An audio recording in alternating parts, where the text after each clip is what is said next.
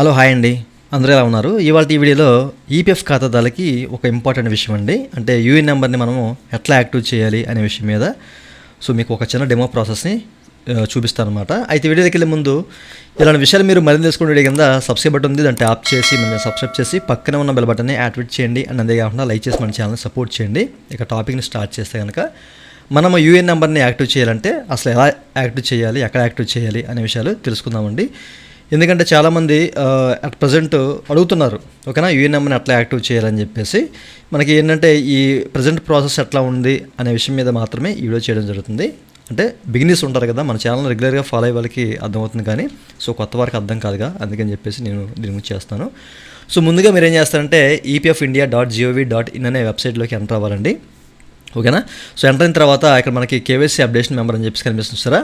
దీన్ని క్లిక్ చేస్తే ఇట్లా యూనిఫైడ్ పోర్టల్లోకి అయితే ఎంటర్ అవుతాం అనమాట, ఓకేనా.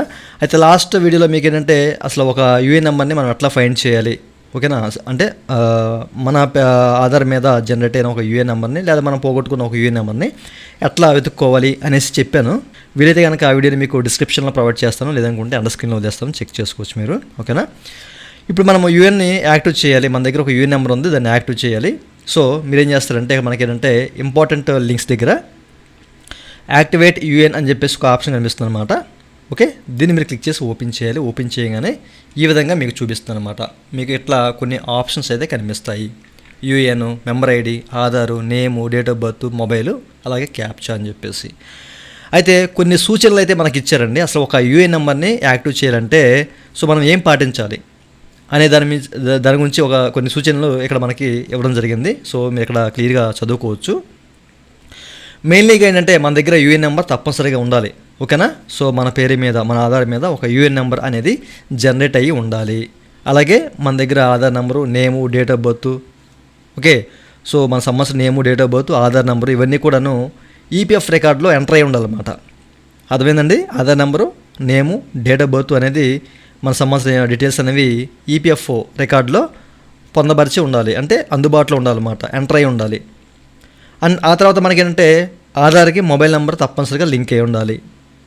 అట్లాగే మన సంబంధించిన డీటెయిల్స్ అనేవి, అంటే Aadhaar number, name, date of birth ఇవన్నీ కూడాను ఆధార్లో ఎట్లా ఉన్నాయో ఈపీఎఫ్ రికార్డులో అట్లాగే ఉండాలి. అంటే అన్నీ కూడా కరెక్ట్గా మ్యాచ్ అవ్వాలన్నమాట, మిస్ మ్యాచ్ అవ్వకూడదు.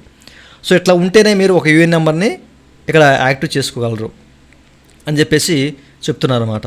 మీకు క్లియర్గా అర్థమైంది అనుకుంటున్నాను. ఇప్పుడు మీ సంబంధించిన యూఏఎన్ నెంబర్, అంటే యూఏఎన్ నెంబర్ ద్వారానే కాదు, మీరు మెంబర్ ఐడి ద్వారా, అంటే మీ దగ్గర మెంబర్ ఐడి ఉందనుకోండి, దాని ద్వారా కూడా మీరు యూఏఎన్ని యాక్టివ్ చేయొచ్చు, ఓకే. బట్ యూఏఎన్ మాత్రం తప్పనిసరిగా జనరేట్ అయి ఉండాలి. ఒక యూఏఎన్ నెంబర్ అనేది మీ పేరు మీద ఓపెన్ అయి ఉండాలన్నమాట చెప్పాలంటే, ఓకే.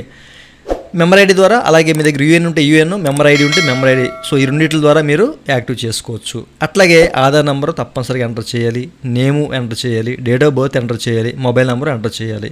ఈ విషయాలు మీరు గమనించాలి. ఇవన్నీ మనకి మ్యాండేటరీ.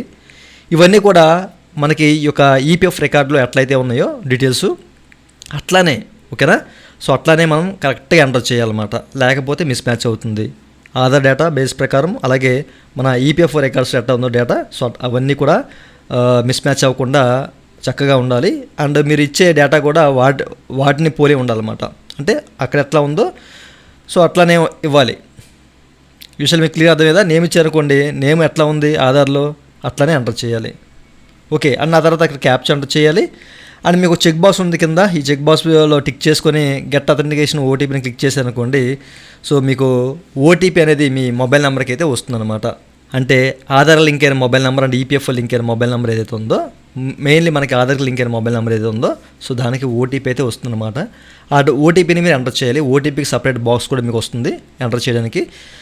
అక్కడ ఎంటర్ చేయాలి ఓటీపీని, ఓకేనా. ఓటీపీ ఎంటర్ చేసి మీరు సబ్మిట్ చేశారనుకోండి, మీకు ఇక్కడ పైన, ఓకేనా. ఈ కాలంలో మీకు ఏంటంటే గ్రీన్ కలర్లో యాక్టివ్ అయినట్లు మీకు చూపిస్తుంది అనమాట, ఓకే. మీ యూఏఎన్ నెంబర్ సక్సెస్ఫుల్గా యాక్టివ్ అయినట్లయితే మీకు గ్రీన్ కలర్లో చూపిస్తుంది. ఇన్ కేస్ మీకు రెడ్ కలర్లో ఒక్కోసారి అంటే డేటా మిస్ మ్యాచ్ అయ్యిందని చెప్పేసి మనకు రావడం జరుగుతుంది. రెడ్ కలర్లో మీకు ఏదైనా అలర్ట్ వచ్చిందనుకోండి, యూఏఎన్ యాక్టివ్ అయినట్లు కాదు, అంటే ఏదో ప్రాబ్లం ఉంది మీ యొక్క ఈపీఎఫ్ అకౌంట్లో, అది డేట్ ఆఫ్ బర్త్లోనా లేకపోతే నేమ్లోనా సమ్ ఇష్యూ ఉందని చెప్పేసి అయితే మీకు రెడ్ కలర్లో చూపిస్తుంది పైన. ఇక్కడ లేదు, అన్నీ కరెక్ట్గా ఉంటే కనుక గ్రీన్ కలర్లో సక్సెస్ఫుల్గా యాక్టివ్ అయినట్లు మీకు మెసేజ్ అయితే రావడం జరుగుతుంది. ఈ విషయాన్ని మీరు గమనించాలి. అంతే సింపుల్, ఇక్కడ ఏం చేయక్కర్లేదు, సింపుల్గా అనమాట. ఓకేనా? సో మీ ఆధార్లో ఎట్లా ఉందో డేటా అంతానో అట్లానే ఎంటర్ చేయండి, మీరు ఇంకేం చూడొద్దు. ఓకేనా? సో మీ ఆధార్ నెంబర్ ఇచ్చేయండి, మీ ఆధార్లో నేమ్ ఎట్లా ఉందో అట్లా ఎంటర్ చేయండి, మీ ఆధార్లో డేట్ ఆఫ్ బర్త్ ఎట్లా ఉందో అట్లా ఎంటర్ చేయండి, అలాగే మొబైల్ నెంబర్ ఎంటర్ చేయండి, క్యాప్చర్ ఎంటర్ చేసి గత అథెంటికేషన్ పిన్ కొట్టారనుకోండి, ఓటీపీ వస్తుంది. ఓటీపీ ఇక్కడ ఒక కాలం ఓపెన్ అవుతుంది. ఆ కాలంలో మీ మొబైల్కి వచ్చిన ఓటీపీని ఎంటర్ చేస్తారు, సబ్మిట్ చేస్తారు, అంతే ప్రాసెస్. ఇక్కడ ఇంకేం లేదు. బట్ ఇక్కడ మీకు చెప్పేది ఏంటంటే మీ ఈపీఎఫ్ రికార్డులోను అలాగే మీ ఆధార్ డేటాను అంతా కూడాను ఈపీఎఫ్ రికార్డులో ఆధార్ డేటాబేస్ ప్రకారమే అంతా కూడా ఎంటర్ అయి ఉండాలి. అప్పుడు మాత్రమే మీరు ఈ ప్రాసెస్ చేయడానికి అవకాశం ఉంటుంది. లేదనుకుంటే మీరు ఎక్కడి నుంచి యాక్టివ్ చేయలేరు. సో ఇన్ కేస్ మీరు యాక్టివ్ చేయాలంటే తప్పనిసరిగా మీ ఎంప్లాయర్ ఎవరైతే ఉన్నారో వాళ్ళనైతే కాంటాక్ట్ అవ్వాలి. ఓకేనా? సో కాంటాక్ట్ అయితే కనుక సో ఎక్కడ మీకు ప్రాబ్లం ఉంది అనే విషయాన్ని వాళ్ళు చెప్తారు. అండ్ మీరు జాయింట్ డిక్లరేషన్ ద్వారా ఇవన్నీ కూడా సరి చేసుకోవచ్చు. ఓకేనా? సో మీకు క్లియర్గా అర్థమైంది కదా ఒక యూఏఎన్ నెంబర్ని ఏ విధంగా యాక్టివ్ చేసుకోవచ్చు అని చెప్పేసి. సో ఇంకా మీకు అర్థం కాకపోతే కనుక ఈ వీడియో కింద కామెంట్ సెక్షన్ ఉంది, కామెంట్ చేయండి. కుదిరితే తప్పనిసరిగా మీకు రిప్లై అయితే ఇస్తాను. ఇదండి వాళ్ళ వీడియో. ఈ వీడియో మీకు నచ్చితే వీడియో కింద లైక్ బటన్ లైక్ చేసి మన ఛానల్ సపోర్ట్ చేయండి. అలాగే ఇలాంటి విషయాలు మీరు మరీ తెలుసుకున్న వీడియో కింద సబ్స్క్రైబ్ బటన్ ఉంది, దాన్ని ట్యాప్ చేసి మన సబ్స్క్రైబ్ చేసి పక్కన బటన్ యాడ్ చేయండి. Thank you for watching and జై హింద్.